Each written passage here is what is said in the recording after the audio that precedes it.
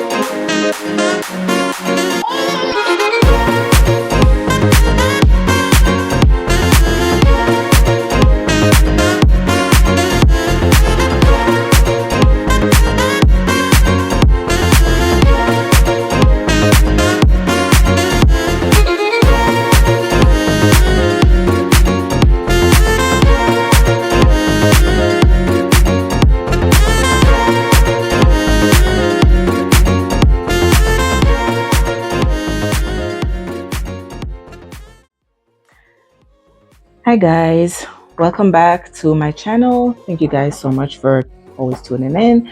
Thank you for always coming back and watching my videos. Thank you for all your support. I really appreciate it. Yeah guys, today I'm just doing showing you how to create a fringe wall. I somehow lost the footage. I guess it wasn't recording, even though I guess it stopped recording because I end up with 31 seconds of recording. And so this entire process that I've been going through is missed. So I don't know. I was just recording. I was like, you know what? Let me go and check this camera. And I go and it was not recording. So here we are. Okay. So let me just kind of walk you through what I've done so far so we could get up to speed. So today I'm creating a fringe wall. I'll be using this fringe walls for my daughter's 5th birthday. I was planning on doing a party for her, but then we didn't get the venue, and it was just like a lot of other things that was going on at the same time, and time kind of caught up on us, and the weekend is really like horrible. You know, it's always a rainy weekend, so like we can't really do anything outside. So like there was a year when I had to do the party inside, and yeah, it was just too much cleaning after the party. So anyways, that's besides the point. I wanted her to have like a beautiful backdrop for her birthday anyways. We're going to be taking her out to go celebrate her birthday somewhere else, so we won't be having an actual birthday party. So I want to do a nice backdrop for her and her cousins. They could enjoy, take pictures, you know, have a fun time at home. So this is what I have right now. So right now this is a square metal frame backdrop. This is the same exact one, that brand that I use for the arch frames. So this is the same one, but it's square. So it's the same concept as far as putting it together. So yeah, the video was not recording, so you totally missed that entire setup, but everything is labeled. It's pretty self-explanatory. You know, there's instructions. This is one of the few items that I've purchased that actually come with detailed instructions that tell you what to do. This one actually came with like a cord inside of the poles, so you can't mix up the poles, unlike the arch ones that they did not come with the cord. This one came with the cord, so all you had to do was snap them in, and you know, once you take it apart, then you know the cords stay inside, so it all stays together, so you know what goes where. um, One thing I was saying when I thought the thing was recording is that I would recommend using these for indoors if you decide to use them for outdoor purposes. They're very lightweight, so be mindful and use weights on them. You could do like, I wouldn't suggest water weights, because for outdoor events, honestly, guys, the weather, water weights is not gonna save this from blowing over. So you could get like the bags. You could buy them from Amazon. They sell them like in pack of like 6. It's like the heavy duty bags, and you could fill them up with sand or gravel. That is your best bet. So those are like the weights that you would normally use on a outdoor tent, like a pop-up tent or something. You could use those will give you the best. Or you could use the little the weights, the round weights that you use on like a in the gym. You could use those as well, the round flat ones. Okay, so far, I've already, you know, cut up all my tablecloths, as you gonna see in the beginning of the video. Um, I already set this up, and what I was doing is I was showing that I purchased this dog, or I guess you don't have to call it dog fence. It could be for any animals, but it's like a fence. It's a fencing that I purchased from Amazon that you could use around your garden. You could use to keep out animals, you know, stuff like that. So this one came in a 4 foot or 4 feet by 50 feet. So this wall is a 6.6 by 6.6 square. So right now I have, this is 4 feet going down, and this is 6 by 6 going across. I cut it off to the size that I needed. And then down here, I was in the process of adding the second half, which is like a 2 feet by 6 by 6 feet. I'm adding down here. So guys, one thing I was saying, actually, I actually cut it down a little bit. It's a little bit less than 2 feet. But what I was saying down here at the bottom is that the fencing is not going to go, I'm not putting the fencing all the way to the floor, because the thing is, with the way I'm going to be adding on my fringe, I will not be adding, I will not be starting from the top. Most people, when they do their fringe walls, they start from the top down. I will be starting from the bottom going upwards. And me doing this is to make it easier. So I don't have to be lifting up fringe to add fringe underneath and all that stuff. If I'm working from the way from the bottom up, it's easier. You know, you have an open space. It's clear to tell you where to add the next fringe. You don't have to be lifting fringe up to add additional fringe underneath or anything like that. So I feel like that's a better technique. So that's what I'll be showing you. So I'm going to go ahead and finish cutting this part off. Once I'm done with that, I'll cut off the excess zip ties, and yeah, I'll start adding in the fringe. So as I was saying too, the fringe I purchased from Amazon, these pastel colors.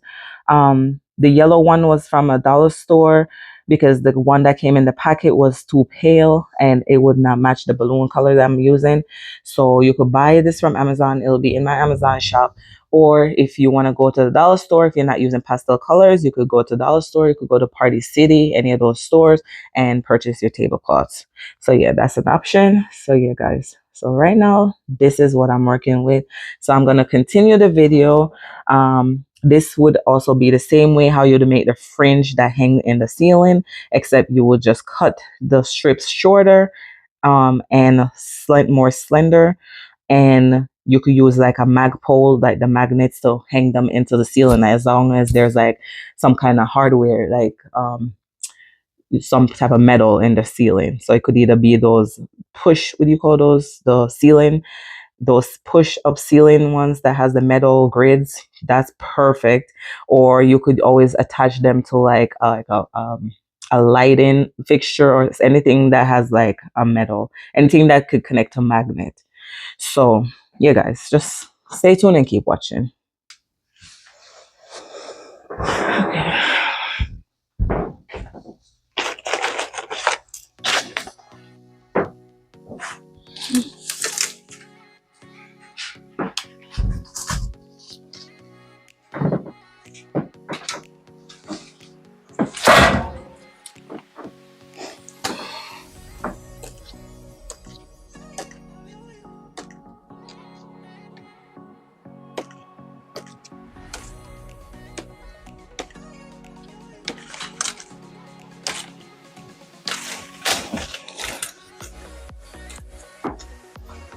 So right here, guys, I overlap them a little bit.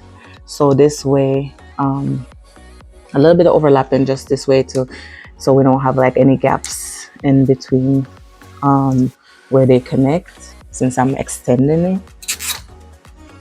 So just a little bit of overlap. And now I'm just going ahead and just securing this to the stand.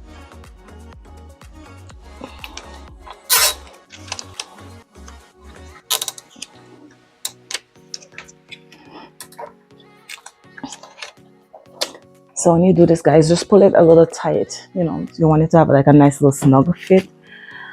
So this way it'll be nice and sturdy.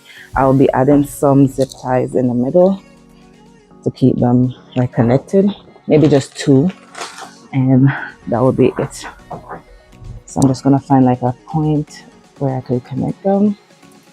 And this way I just know that this is just extra security. Make sure it doesn't come loose. And you don't have to worry about this, because you will not be seeing any of this once you're done.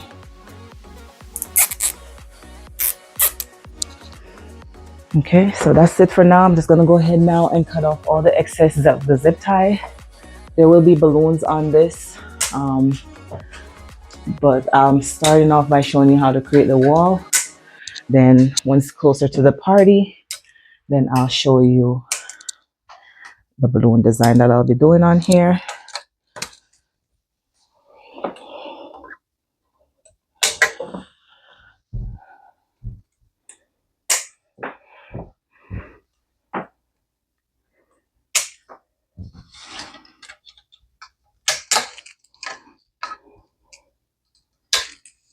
And guys, this you could always reuse. Once I'm done with this, I'll just cut the zip ties off. And as far as the fringe, I'll probably just like fold it up and I could reuse it, or I could just cut the strips and create the ones for the ceiling that I could use for an event. So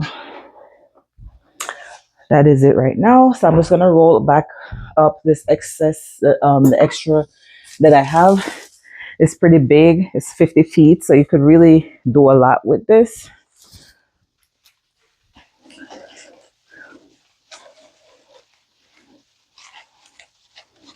And I'm sure I'll be using this again for something.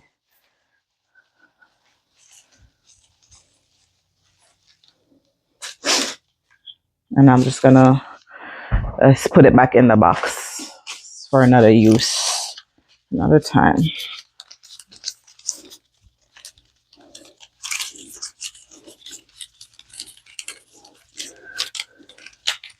One thing I was saying, guys, like when you're doing outdoor events, I know this is not an outdoor event, but I'm just saying, because if you plan to use this outdoors, you want to be very mindful that outdoor events are totally different from indoor. It's just a lot riskier. It's just a lot more that could go wrong. If you're going to be doing this professionally, make sure that you have business insurance, because that's going to save you from a lot of heartache. And let me tell you something, like even indoor events, make sure you have business insurance.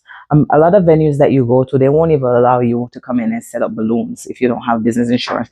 If that balloon is going on any kind of wall or arch, anything that could tip over, a lot of venues won't even allow you in if you don't have insurance. And business insurance, you could really get cheap insurance. I have my business insurance from Next. That's the name of the provider. I pay $21 a month, and I have a $2 million coverage. So that's a peace of mind for me. So if either me, myself, or any other girls that work with me go on a setup and something happen, like scratch the floor, break something, something fall over and hit somebody, or whatever, that's to protect us. So that's that. But anyway, guys, here's my fringe tablecloths that I already cut up. So what I'm gonna be doing right now, I'm just gonna be opening it out to extend it the full length. So this is the full length of what I'm working with. And what I'm gonna be doing, I'll be starting from the bottom. So when I start from the bottom, let me go here. When I start from the bottom, I wanna make sure wherever I'm gonna connect it, it's gonna go all the way to the floor, because I'm not putting excess of the fencing down here. So you wanna make sure wherever you go, you have that. So in order to do this, to add it to the fencing, you want to create like a loop. Okay, so you're gonna do it like this, and you wanna, so let me just measure it out. So I think I'm gonna start, just make sure it's like a little even. I'm gonna start about here, because then that will give me enough length, floor length. So what you wanna do, you wanna loop it over the part going horizontally, and you're just gonna loop it onto it. Okay, and just secure it. And that's literally what you're doing for the entire wall. And you want to make some space in between, you know. Let me just kind of go closer so I can show you what I'm doing here. So I'll demonstrate another one so you can see what I'm doing.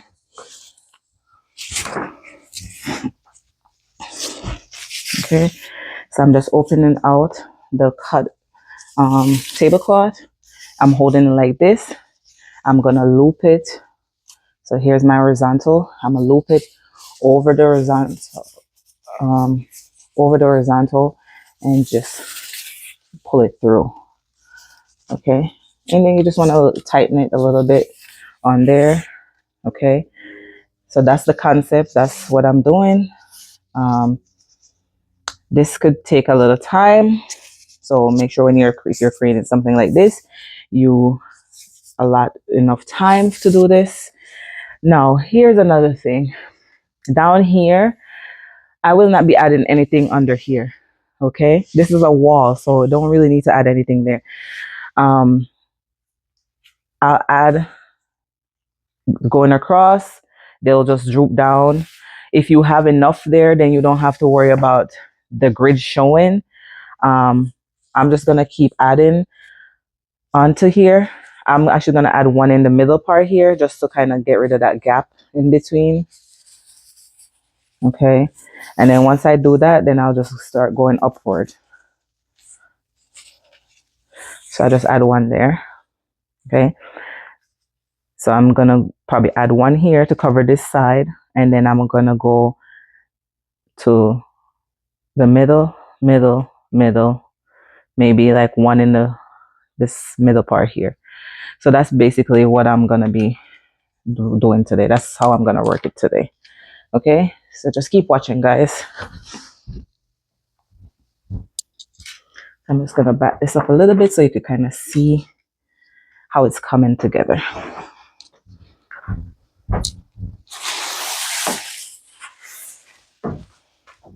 And here I think I have a total of 10 tablecloths. You could use as many tablecloths as you want. Just know if you use less, you're gonna have to space it out a lot more. So keep that in mind. But I'm just gonna keep going and you could just watch the process.